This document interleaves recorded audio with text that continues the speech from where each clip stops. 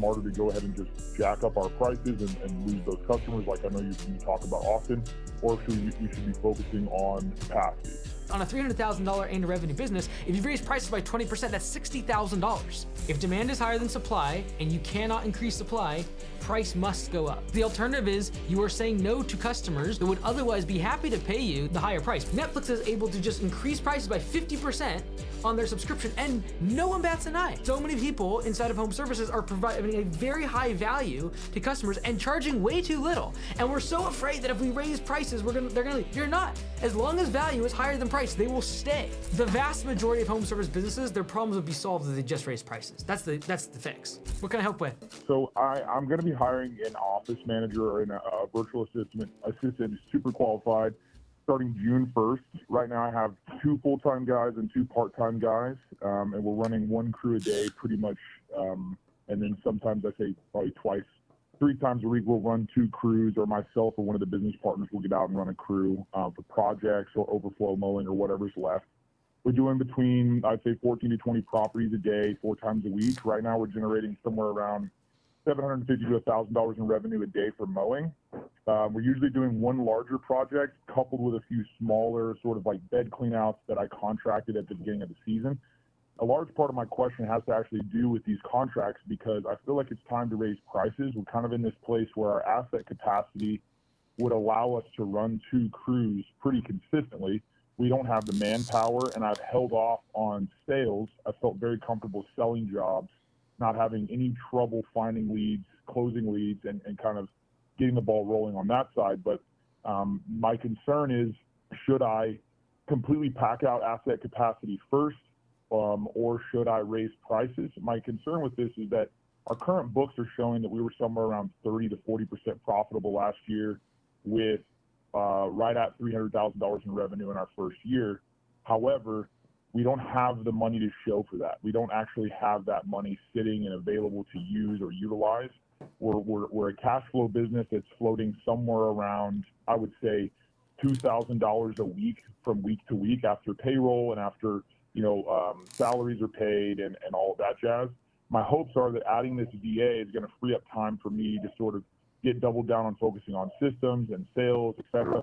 But I don't know with where we're at right now if it's smarter to go ahead and just jack up our prices and lose those customers like I know you talk about often, or should we should be focusing on capacity. So right now, how much cash do you have in the business? Right now, after payroll this week, we'll have probably $3,500 sitting there that's free. And we have roughly, I know that, on this call, I should know this, but I think we have about roughly $1,000 to $1,500 in monthly expenses between CRM, tax accounting and bookkeeping, and there's another fee there that just escapes me now, but it's roughly $1,500 in expenses. So this all comes down to your risk tolerance. If you're pro growth, you could do it. Do I think on a $300,000 annual revenue business with $3,500 of cash in the bank, we should be spending that cash for growth? No, from my personal risk assessment. But if you're like, hey, I just want to grow this thing and I got tons of leads and I just need to go get another truck, you could probably spend a couple $1,000s on a truck and a down payment and get some debt. That'd be very pro growth and very pro risk. And so it really comes down to when you go to sleep at night, do you worry about how much cash you have to make? I would, but you might not. Yeah, I definitely am. I mean, it's myself and 2 other partners. One of the partners is taking a salary because of his investment, but isn't always available to actually generate revenue. I am the managing partner. I'm operating everything, hiring, firing. Most of the systems are built on my back. So cash flow is super important to me to kind of get ahead of that. My concern with raising prices, and I think that raising them 20% to just try and be aggressive, would definitely help us. But at the beginning of the season, we used Jobber, and at the beginning of the season, I took the optional line item tool and basically created a menu of optional services for our customers with everything that we offer on it. And I've got, probably 160 active customers. I would say 90 to 100 of those are reoccurring. And there's a lot of services on there, such as winterizations, startups, bed maintenance, some light tree trimming, just like maintenance services that are on that list that I'm feeling are probably underpriced, and some of our timing has been off, waiting a little too long to get started on some of those projects, or just getting bogged down with, people getting sick or whatever that might be, because we're obviously a young business. What are your thoughts on raising prices on all of those services? The contract doesn't say anything about a price lock, but it also doesn't say anything about our freedom and ability to raise prices if we want to. And I'm just curious your thoughts on whether that's a disingenuous thing to do, if it's a smart move, if we wanted to go that route, and what you think. Yeah, to me, I say raise prices across the board by at least 20. The reason for that is this: you are saying we have plenty of demand. We have plenty of demand. So we have demand over here. We're getting leads like crazy. I'm going to go on a limb and say you're booked out, and if you wanted more work, you get more work tomorrow. Is that right? Yeah, absolutely. I have a sales background. It's very easy to do. Are you currently spending money on marketing? Very, very, very little. I built our website. It functions. We get a couple leads from there, Facebook, and then we pay for Thumbtack, but I have it on the lowest budget possible. So I'd say we spend maybe $300 a month on advertising, if that. Okay, so right now you are supply constrained, meaning you need more trucks and equipment and employees to be able to make up for the fact that you have so much demand. And so the only thing to do in this case, if you don't increase supply, is you must increase price. And so whether or not it's disingenuous or all the rest of it, it's like these are the basic principles of economics. If demand is higher than supply and you cannot increase supply, price must go up. Because the alternative is you are saying no to customers, demand, leads, that would otherwise be happy to pay you the higher price. But you have to say no to them because you're stuck at the amount of supply you currently can afford and you can't serve more customers. And so you need to raise price to be able to get rid of some customers, reduce your close rate, and make room for better, higher paying customers. And I understand the connection with customers, or they supported you in the past, they got you to where you're at. But like the thing holding you back from where you want to go is trying to serve the customer that's your lowest paying, that you are not making money on, and it's keeping you from growing the business. And if you have a $300,000 annual revenue business and $3,500 in the bank, from a 4L framework perspective, your constraint is liquidity. And so you can solve that very quickly on a $300,000 annual revenue business. If you raise prices by 20%, that's $60,000 of profit going to the bottom line. And we can only do that because we know that we have plenty of demand, that even when we raise prices, supply will be, that's fixed. Demand will be just fine. Like, assuming you raise prices and you still believe you get more customers, there's no reason not to raise prices. And so for some reason in this industry, it's just amazing how much we overthink price increases. And I'm guilty of the same thing. You get to know the original customers, you're thankful for them, you want to serve them, you got to know them, you don't want to lose them. But it is amazing to me that everyone that says that in home services also, in the past year, has almost for sure had a price increase from Microsoft, had a price increase from Google, had a price increase from Netflix, and we haven't batted an eye. And they're making 35 to 40% profit margins. And they're making billions of dollars of profit, and they are just fine raising prices. And yet, we, working our butts off, making $300,000 in revenue with $3,500 in the bank, and we are questioning whether or not we are going to raise prices. And yet, Netflix is able to just increase prices by 50% on their subscription, and no one bats an eye. We have to get more confident in raising our prices.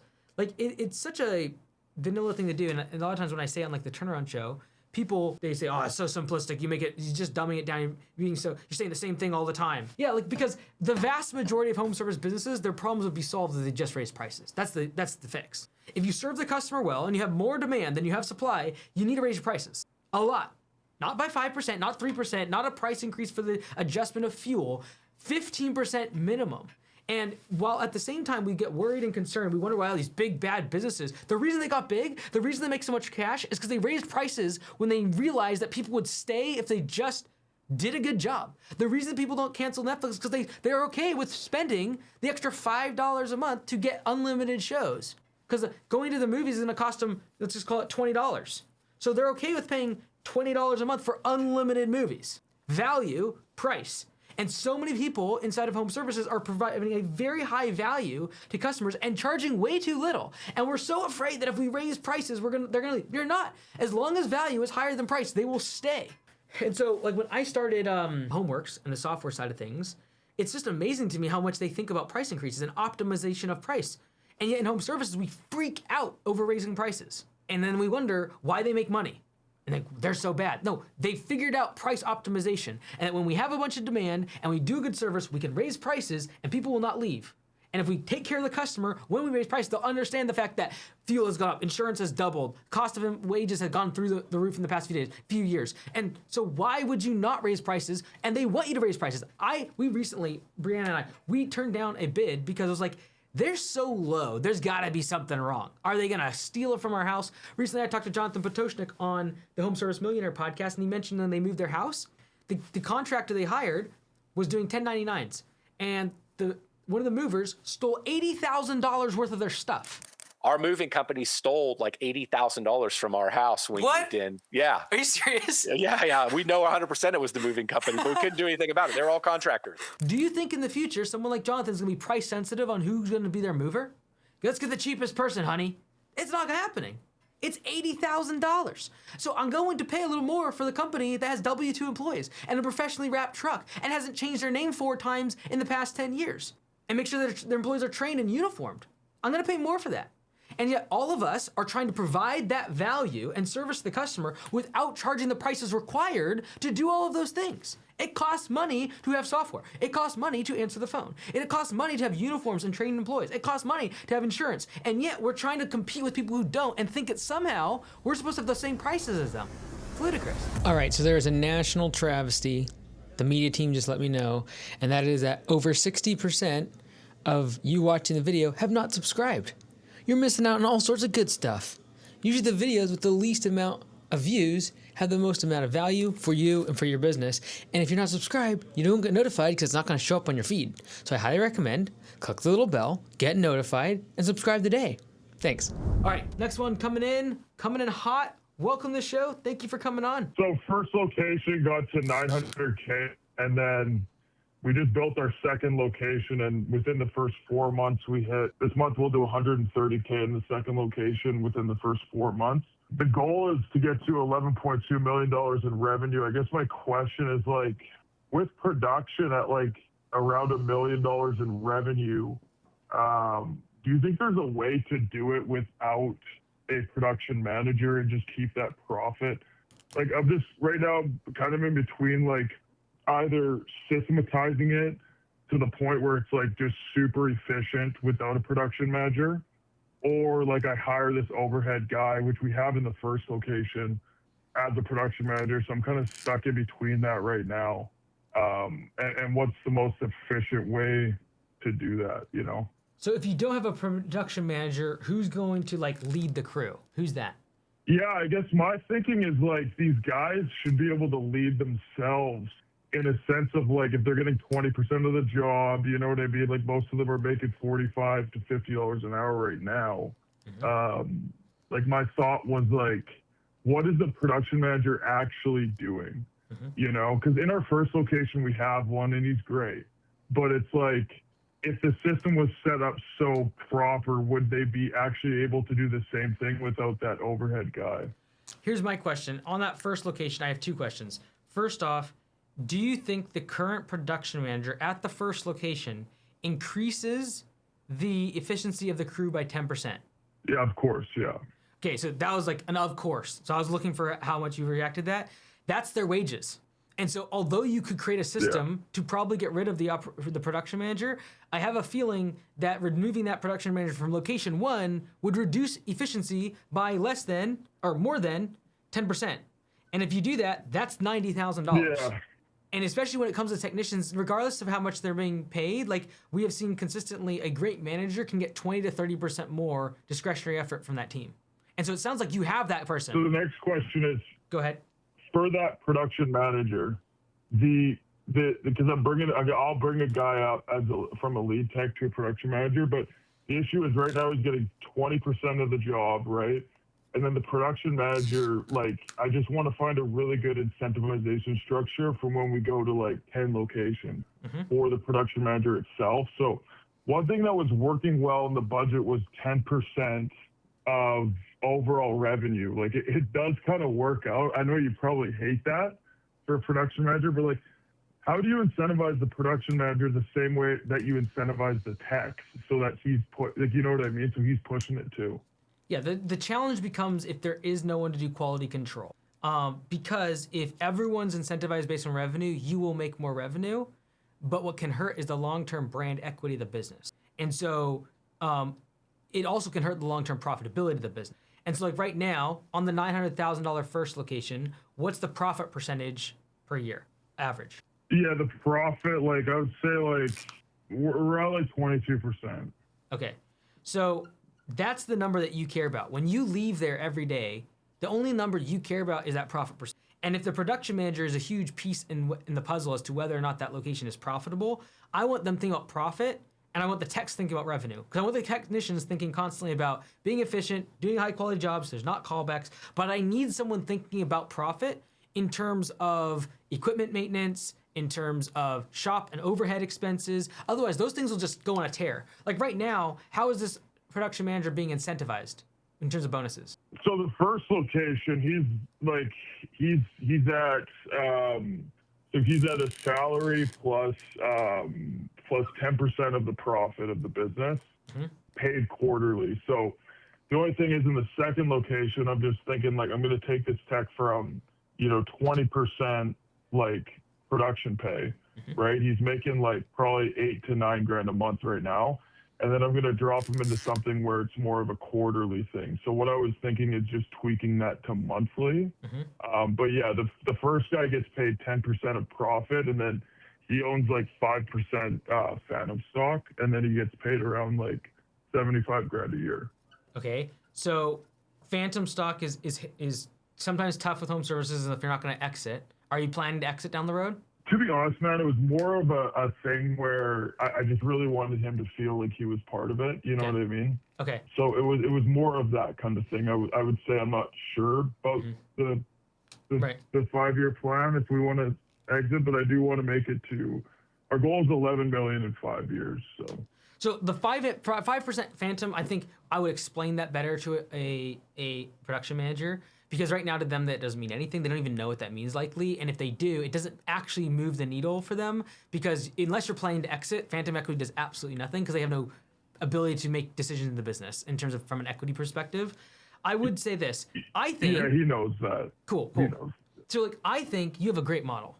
And I think trying to tweak it would be crazy. If you're doing 22% profit margin and in 4 months you were able to spin up the second location, which we consistently see, this is where you start having trouble because like now you leave the first location and you get a second manager. That's always the hardest hire because now that person will be compared to your first production manager, and now you have to become a leader of leaders, which is now 2 people, not just like someone underneath you in production manager. Like, but the fact is you have built a model that gets you to 120K per month in 4 months. Is that mostly recurring revenue? It's no recurring revenue. It's just soft washing roofs. Like, okay, so I think you've built an excellent model, and if you're able to figure out making it more recurring revenue, it would be phenomenal. Like really, really good. Because right now, you've been able to figure out how to get to where they can make profit quickly. The biggest problem is if it took you 4 months and you did like 15,000 a month in revenue, there's no profit to give the person. And when it comes to like going from quarterly to monthly distributions, for example, or like profit sharing, that comes down to whether or not you're consistently profitable. And if you're consistently profitable every month, then I'm cool with monthly distributions or monthly profit sharing. If there's ups and downs or there's 3 or 4 months of the year where you're negative, that's where it gets really hard to give monthly distributions because they just all of a sudden don't see a bonus for 4 months. And they're used to that monthly bonus. And you don't plan on it, but they plan on it from a budgeting perspective of what they think their bonus per month is going to be. And so I would only switch from quarterly to monthly profit sharing if you're consistently profitable every month. But at 120 per month, that's really good. It comes down to whether or not you're making, 30 or 40,000 in the winter, and now all of a sudden you have negative months. Yeah, that makes sense. Yeah. So another question I had for you is like, what's your thoughts on like the CAC being high and then raising like an average ticket, like adding like gutter guards or something, just to raise the average ticket so that you can spend more for the customer? Yeah, I'm a fan like, of that. Would you increase average? Yeah. Like average, touch on that, please. Yeah, I love increasing average ticket on any project. What I would prefer is we increase the quality of the revenue. I would rather you do 70,000 a month in revenue, but it's mostly recurring, or a big chunk of it is recurring, compared to 120K per month of one-time projects. Because it's very difficult to give, like if you're gonna start duplicating these and copying and pasting this model, like you've proved that you can scale quickly, but can you figure out a model where after 4 months, you have 120K of one-time projects, but you also have 20,000 a month of recurring revenue that you've been upselling customers on, where you come back annually and do cleaning or maintenance or something of the sort. Because that business is much less likely to have downturns during the off season, and it's easier to find the operations manager that's not constantly on the hunt for new jobs. And so although increasing average ticket would be awesome, the highest leverage thing to do is to create recurring revenue in this model.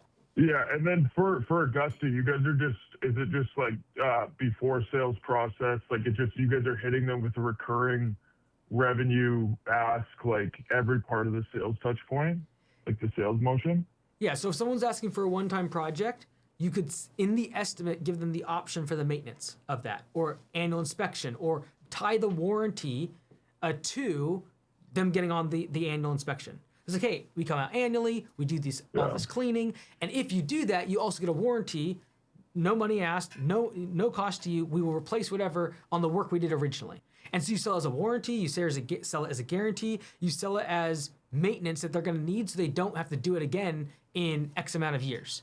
And you can grease that at the very beginning of the process when you are making the original sale, when you are giving them the price for the one-time job. But most of the time that's going to happen after they've paid, they're happy, you've proved that you do a good job, and then you show them the math of, hey, doing this every 5 years, here's what it's going to cost you. Doing it every year is going to cost you the exact same, but now you're going to have a warranty, we're going to have a guarantee, it's going to look good, you're not going to have to wait for it to look bad again, and now you have some resemblance of a recurring revenue model. And so if you have a $5,000 job, I'm just making stuff up, if you've got a $5,000 job the customer just paid for, my whole objective, this business gets 3 to 4 times more valuable and much more scalable, and you'll have way more confidence in copying and pasting this if you can turn this $5,000 job into a $499 annual inspection when you come back. You're like, that's crazy. Well, if the gutters are gonna last 20 years and I can make $500 per year on that, I made $10,000 extra. And so although I could try to upsell this $5,000 person to gutter guards, get them to $7,000, the real moneymaker in the long term is tripling the amount they give me from $5,000 to $15,000 because I get them into this annual package. Now, I would love to get them to quarterly. I'd love to get them into monthly. I'd love to increase their recurrence as much as possible. I'm just giving the example of the quality of the revenue is far more important to me than the average ticket. And this whole model that he's built is phenomenal. The fact that in 4 months you get to over 6 figures per month is just keep doing what you're doing. Like, don't figure out how to try to cut out your production manager. Just keep doing what you're doing with the 22% margin business. Copy and paste this. However, there's this big asterisk when I see one-time work because that can dry up very quickly. It can be a recession, this production manager going down, them losing the ability to sell, them getting distracted with something in life, and all of a sudden, if my revenue drops in 3 weeks, it's hard. My revenue can drop on a recurring revenue model. It can drop over the course of a few months if my general manager starts to check out. It can. However, it can't happen in like a week of them being bad, which is the case when I have to kill to eat every single job. If I have to keep killing and eating $5,000 jobs, I'm just on this constant treadmill of customer acquisition costs, sell them a $5,000 thing. Customer acquisition cost, sell them a $5,000 thing. If I can instead get the customer, sell them something that they constantly are coming back for, I can get the next customer and build on top of that revenue. And yes, it'll be slower. You're not going to build $120,000 per month of recurring revenue business in 4 months. But if you can build this as one-time jobs, but then sell them into something else, you can sell them into a recurring maintenance, you can sell them into a warranty or a guarantee, and get this to $20,000, $30,000 a month in recurring revenue, the quality of that $20,000 or $30,000 a month revenue is far higher than $100,000 of one-time projects. All right, next caller. Welcome to the show. Thank you for coming on the confession booth. I got to confess, I bought land, put $40,000 down. It was supposed to be where I could get my money back out of it, like my initial investment, and pay myself back. That didn't work out. It all changed. I got started, and I got into this because the small city I'm in, just outside the big city I service, at the time, the administration wanted to say that the owner didn't have it zoned right. And now I've got this place built, and it's like right at final inspection. But the owner, he's been trying to sell it, but he wants way too much for the land that I'm on. It's actually, we're so close to 800,000. It's like, I want to just keep this place. But that payment would be probably, I think it was $3,500 last time I looked, and that would be even more down, 20% down. But it's just like, if I go where I should go and be close to my service area, everything's at least $3,000 to $5,000, and it's not as big. I'm scared like I can't operate out of there. This guy says that he'll give me 1 year on a lease and raise my rent from $1,200 to $1,600, which I'm okay with that because of the security. I think it's still not that long, but it's a problem I need to solve. But at my size, I'm trying to, be an office person, be in sales. My guy is 10 years, and I've got a virtual assistant. Last year we did P4P service autopilot, and I built this place. The good side, it's got 100. I should have about 100 in equity, but it's just I kind of created a mess, and it's like, yeah. I'm trying to find the best path out. Okay, you're talking about equity, but then also the owner. Do you own the shop space right now? So there's two separate shop locations, the one I built and the one we've been in for 3 years. Right now, why would you not just, if the landlord pulled out from underneath you and said after a year, hey, no, we're out, why could you not just go to the second shop space? Because it's not zoned correctly. And I guess I forgot to mention that. It's ag. Okay. And so that's the one you bought. I didn't think that. That's the one that you bought. Yep. Okay, and so can you get rid of that one? Is it useful? Like, can you use that one or not really? Okay, so that payment will be $3,200. And it gets my guy of 10 years that he says he can't afford himself to move 45 minutes closer. He moved away like 4 years ago. I tried to tell him, please don't do that. But he might have been planning an exit, and I have no idea. But now he's paying for it like crazy. We could keep it. He would pay $1,000 a month rent. That was like the original plan. And then my rent's only $2,200. And then it's like, if I run fully out of there, I'm just waiting. I'm a target for somebody to complain. So why did we buy that land? Was it just a function of we didn't know that we couldn't operate from there? I made a bad decision at the time and rushed it.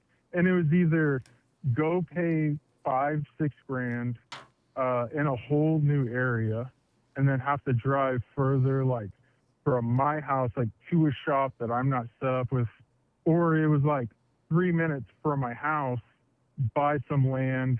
I know that I could have this issue, and now I'm paying for it. Like it was just honestly a dumb decision. Okay. I was rushing it, and it's like $3,000 versus $6,000. Right.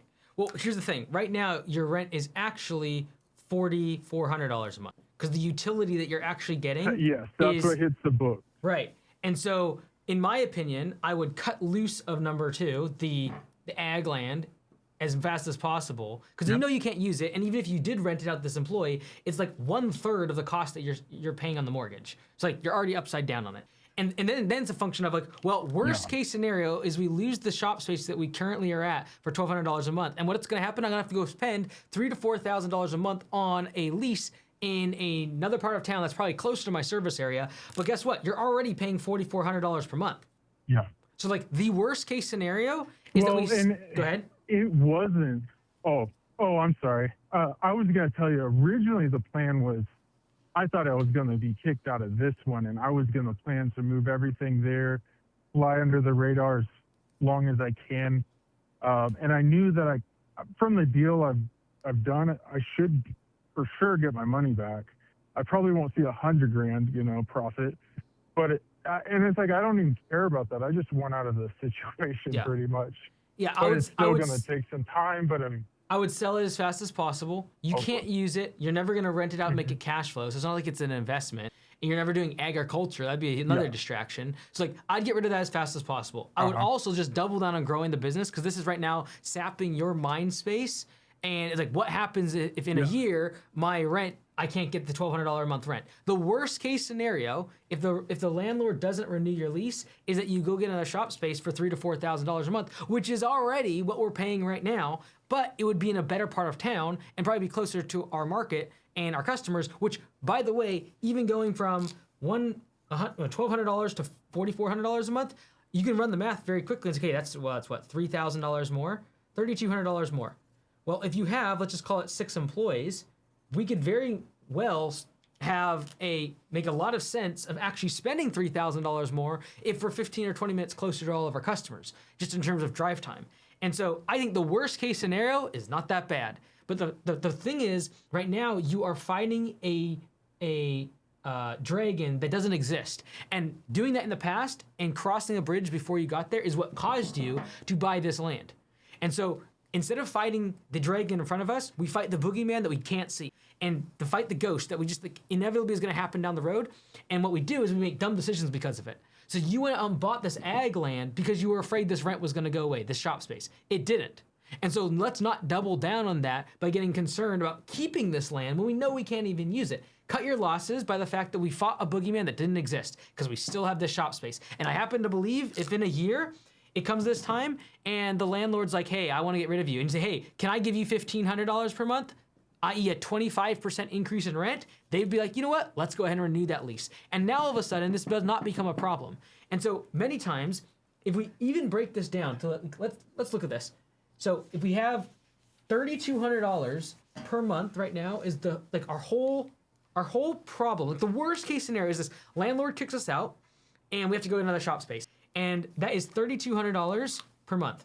All right. So if we run $3,200, we times that by 12, that equals something like something like this. This is the worst case scenario of you getting kicked out of your current spot in a year. You have an $800,000 annual revenue business, all right? $800,000, meaning this constitutes about 5% of revenue. Meaning I would be building the business in a way which I just need to raise prices by 5%, and this whole problem goes away if I can raise prices by 5%. And so the vast majority of us are facing issues inside of our business that if we just built a better business and then we're able to raise prices because we had better service, we had better quality, we had a better website, better systems, better procedures, better software, answering the phone, better communication. If we just did those things, this would not be a problem. And this is the worst case scenario. And by the way, I also think you'd probably end up saving about $20K just in the fact that this new shop space, in the worst case scenario, would be closer to your customers. And you'd save in payroll and extra time driving back and forth from the shop space that is currently far away from all your customers. And so many times when you play out the worst case scenario, it's a small fraction of the percentage of your business. And so that's why I just focus on growing the business, making it more profitable, having a better team, the simple stuff. Because the actual boogeyman that you're facing is 5% of revenue. 5% of revenue.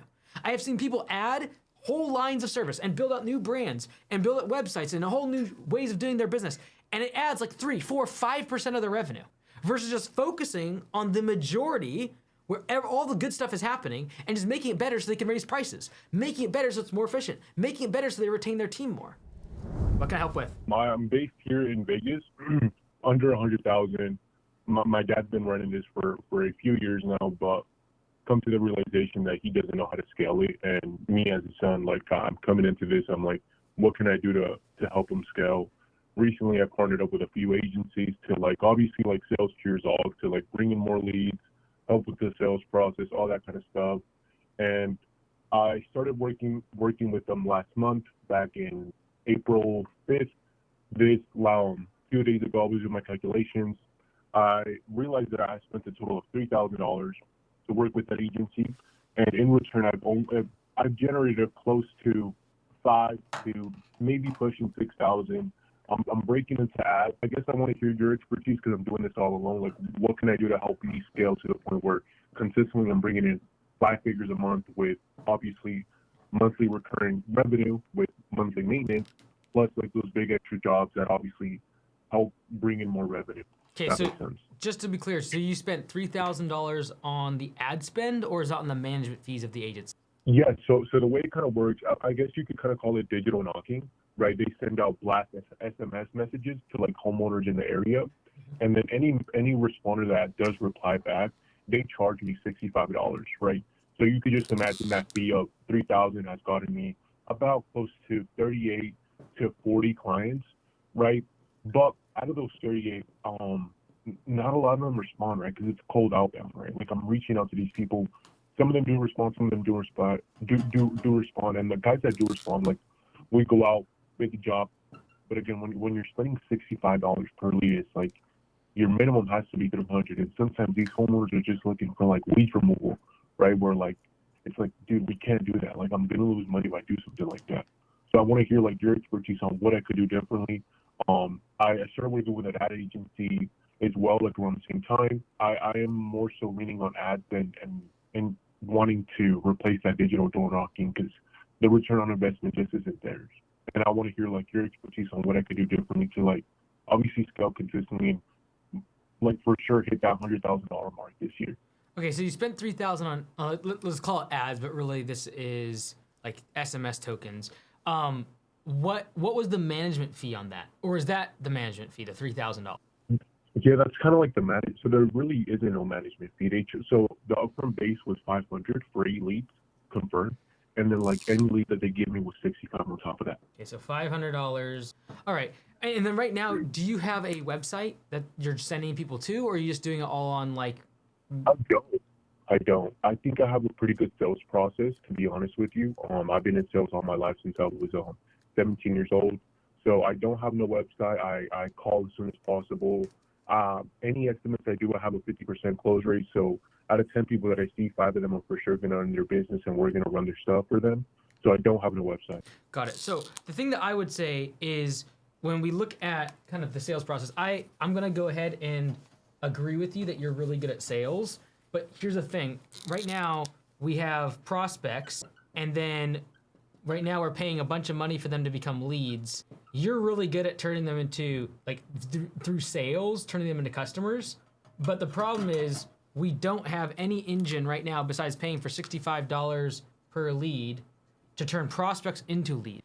And I think that's the part that's broken, because you paying $65 per lead is actually not, like, incredibly bad. What's bad is the fact that if you turn that lead stream off tomorrow, you'd be at 0. And I want you to be able to build more of an organic path through your website. And so if you're spending $3,000 on ads, I would spend some portion of that and just go build a great website. Because if you do that and you get 100 plus reviews, you're gonna start ranking and getting leads for free. And that's ultimately the long-term game. The short-term game, yes, like we can make this math work. And if you're closing, let's just call it 1 out of 2, well, now your customer acquisition cost is, let's just call it $130. And then I'd be saying, okay, great. Now that they're a customer, how do we do an upsell process so that we can get customers to pay us more than $130 in the first week or 2? That would be the first thing to do. But I also think about long term. I don't want to keep being on this like IV drip of $65 per lead to this other agency. Yeah, 100%. 100%, yeah. And that's also a thing. So in your personal feeling, it's like, don't spend so much on that agency and cut half the price, spend it on the website, improve it, get those Google reviews and all that kind of stuff? Well, I don't think it's necessarily a or game as much as an and game. Like you can keep doing this, assuming you have sufficient capital. This math is okay if you convert half of these leads into paying customers, and then you get, like, let's just call it $500 in the first 30 days. And so I would do 2 things. First, I would focus on the upsell process of new customers, because right now they are going to be low quality leads. But if you're saying you're closing 50% of them, I still have a cost per customer of $130. I just got to figure out a way to upsell them and create an offer where I'm getting $500 in the first 30 days. Otherwise, I'm going to have a bad cash flow problem if I'm paying $130 for a customer that has a $200 service and I'm 20% profitable on it. That's a losing formula. And so the first thing I'd be doing is focus on my upsell process. The second, more long-term thing I'd be doing is trying to solve this lead flow issue of you having to pay for every single one at $65 to where you are addicted to this lead source. Because what happens is if you scale this, if someone gave you $50,000 tomorrow and you went and got a bunch of leads, you'd build this infrastructure and then build this business, and then all of a sudden you would find yourself having to pay more and more and more in the top of the funnel to get these leads, simply due to the fact that if you turn it off, your leads go to 0. And I don't want you to be held captive to them. Yeah. I'm gonna be honest, like I personally feel like spending $3,000 to only make close to $5,000 to $6,000. I feel like that ROI just isn't there personally. When I have been looking at ads and I'm like, a lead costs me $10, and let's say I get like a super basic job for like $150 lead removal, like the return on investment is going to be a lot better than 65 just to even consider them, and then just tell me they're just looking for a lead quote, right?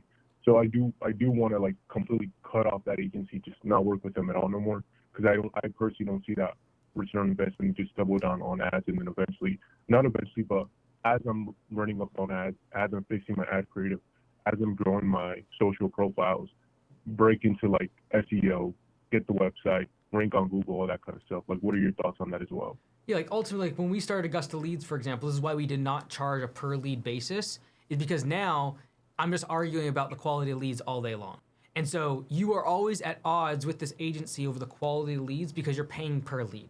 I would rather, before you go turn them off or reduce their budget, go figure out like right now, let's say spending $3,000, making $5,000. Yes, you're never going to make money doing that. However, if you're able to spend the same amount of money, $130, and get a customer, and instead of making $5,000 on those customers, you made $25,000 because you 5x the amount of the lifetime value of that customer. Now all of a sudden, the exact same lead source makes sense. And so before we just discount the lead source and turn it off, because you're very new, like cutting off your lead source right now is like saying, take off the wheels off your car. It's not going anywhere. And so before you start thinking about that, and if you're like, hey, I can go get leads for $10, then yes, by all means do it. But prove that before you go cut out your agency, because I think most of us, there is no agency I've ever talked to, there's no business owner I've ever talked to that hires an agency that loves them forever. Because eventually you just expect the cost per lead to go down when it's actually the opposite when it comes to marketing. And so when you're chained to this cost per lead, I want to first figure out the downstream funnel of making sure that the customers were so much that I make sense of spending $130 per customer. I was looking at someone's numbers the other day. They're spending far more than that, but because they sell 3 or 4 services in the first month and make 500 plus, they can recoup the customer acquisition cost within the matter of the first 3 to 4 weeks.